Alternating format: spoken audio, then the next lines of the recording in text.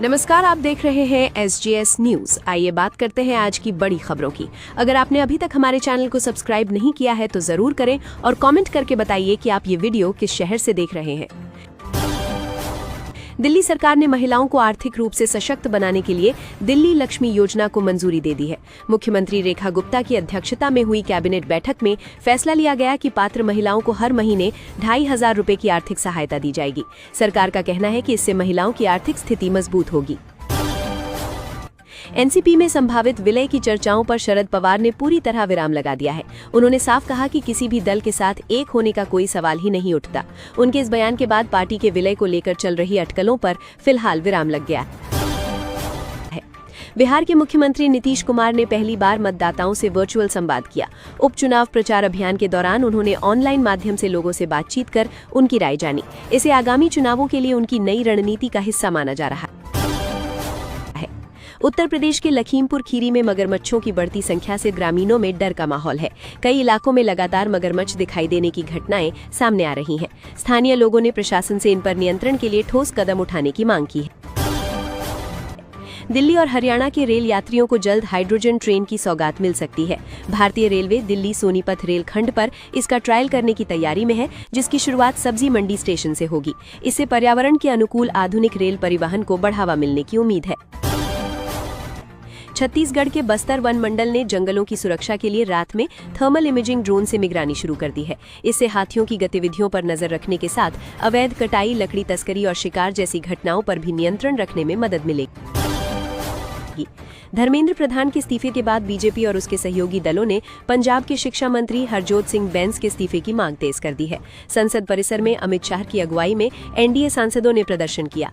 दूसरी ओर विपक्ष लगातार पेपर लीक के मुद्दे पर सरकार को घेर रहा है। केंद्र सरकार ने भारतीय तटरक्षक बल में अधिकारियों की भर्ती और सेवा नियमों में बदलाव किया है। नई व्यवस्था के तहत महिला और पुरुष उम्मीदवारों को समान अवसर देने पर जोर दिया गया है। इससे भर्ती, स्थायी नियुक्ति और पदोन्नति की प्रक्रिया अधिक समान और समावेशी बनेगी। उत्तर प्रदेश में मौसम ने एक बार फिर करवट ली है। पश्चिमी उत्तर प्रदेश और तराई के कई जिलों में अच्छी बारिश हुई है, जबकि मौसम विभाग ने आज भी 15 जिलों में मध्यम से भारी बारिश की संभावना जताई है। प्रशासन ने लोगों को सतर्क रहने की सलाह दी है। केंद्रीय मंत्री डॉक्टर जितेंद्र सिंह ने लोकसभा में कहा कि पेपर लीक रोकने के लिए लाया गया संशोधन भविष्य की परीक्षाओं को अधिक सुरक्षित बनाएगा। उन्होंने कहा कि पेपर लीक किसी एक राज्य तक सीमित नहीं है और सरकार नकल माफिया पर सख्त कार्रवाई करना चाहती है। कांग्रेस सांसद गौरव गोगोई ने सरकार पर शिक्षा व्यवस्था को लेकर गंभीर नहीं होने का आरोप लगाया। उन्होंने कहा कि नया संशोधन बिल केवल दिखावा है और सरकार की विफलता को छिपाने की कोशिश है। साथ ही उन्होंने एनटीए चेयरमैन पर कार्रवाई न होने को लेकर भी सवाल उठाए।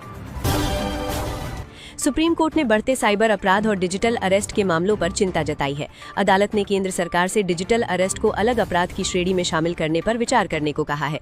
साथ ही आरोपियों की संपत्ति फ्रीज करने जैसे सख्त प्रावधानों पर भी सुझाव दिया है। सपा प्रमुख अखिलेश यादव ने पेपर लीक मामले में सरकार पर निशाना साधा है। उन्होंने कहा कि युवाओं के दबाव में सरकार को झुकना पड़ा और धर्मेंद्र प्रधान को हटाकर प्रधानमंत्री को बचाने की कोशिश की गई।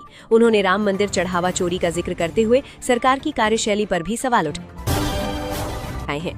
राहुल गांधी ने धर्मेंद्र प्रधान के इस्तीफे को लेकर केंद्र सरकार पर हमला किया। उन्होंने कहा कि धर्मेंद्र प्रधान खराब शिक्षा व्यवस्था और भ्रष्ट सिस्टम का प्रतीक बन चुके थे। राहुल का आरोप है कि पेपर लीक से लाखों छात्रों का भविष्य प्रभावित हुआ और इस्तीफा दबाव में लिया गया। दक्षिणी पश्चिमी जापान में 7.1 तीव्रता का शक्तिशाली भूकंप आया है। कई इमारतों में आग लगने और एक शॉपिंग मॉल का हिस्सा गिरने की खबर है। हादसे में 50 से अधिक लोगों के घायल होने की जानकारी सामने आई है।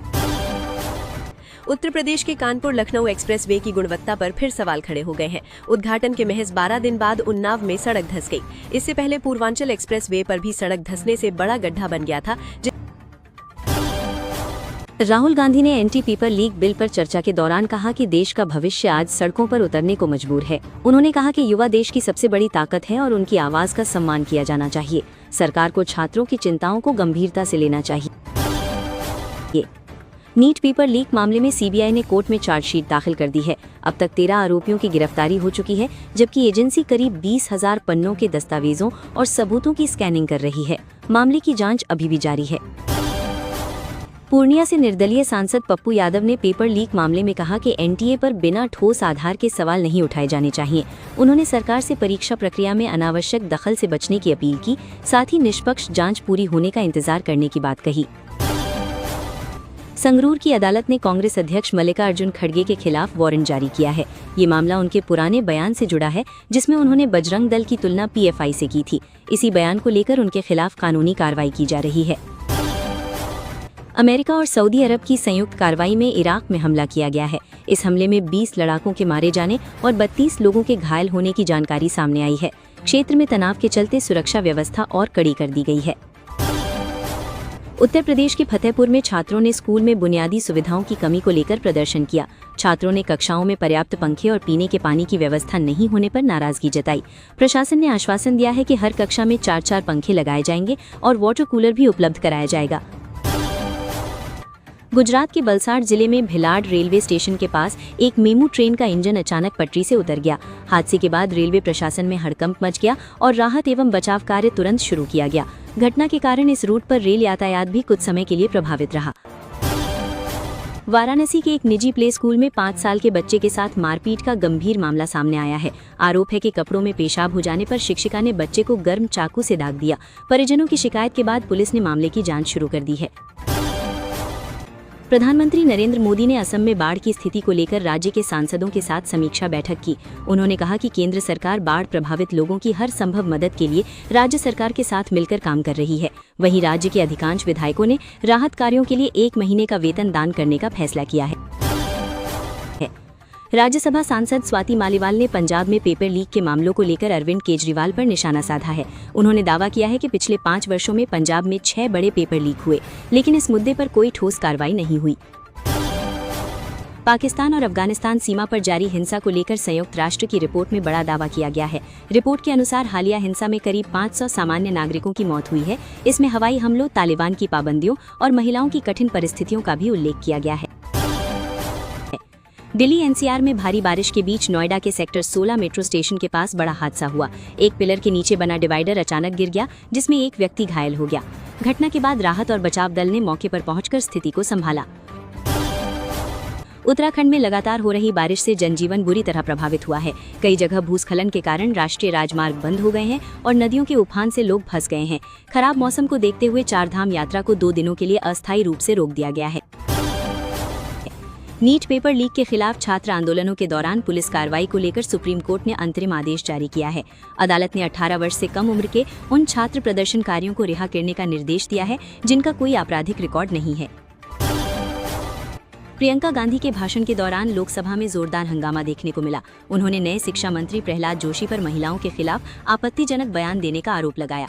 इसके जवाब में सत्ता पक्ष ने विरोध किया और प्रहलाद जोशी ने आरोप साबित करने या माफी मांगने की मांग की। फेसबुक से प्रधानमंत्री नरेंद्र मोदी की एक पोस्ट कुछ समय के लिए गायब होने के बाद केंद्र सरकार ने मेटा के वरिष्ठ अधिकारियों को तलब किया। मेटा ने बाद में सफाई देते हुए कहा कि पोस्ट तकनीकी गलती से हट गई थी और उसे दोबारा बहाल कर दिया गया। कंपनी ने इस घटना के लिए माफी भी मांगी। प्रयागराज में छात्रों की गिरफ्तारी को लेकर अखिलेश यादव ने सरकार पर सवाल उठाए हैं। उन्होंने कहा कि जब कार्यवाही नहीं करने का वादा किया गया था तो छात्रों को गिरफ्तार क्यों किया गया। उनका आरोप है कि बिना नंबर प्लेट वाली गाड़ियों से पुलिस छात्रों को उठाकर ले गई। सोने और चांदी की कीमतों में बड़ी गिरावट दर्ज की गई है। 24 कैरेट सोने के दाम में करीब 1400 रुपए प्रति ग्राम की कमी आई, जबकि चांदी लगभग 6000 रुपए सस्ती हो गई। कीमतों में आई इस गिरावट से खरीदारों को कुछ राहत मिलने की उम्मीद है।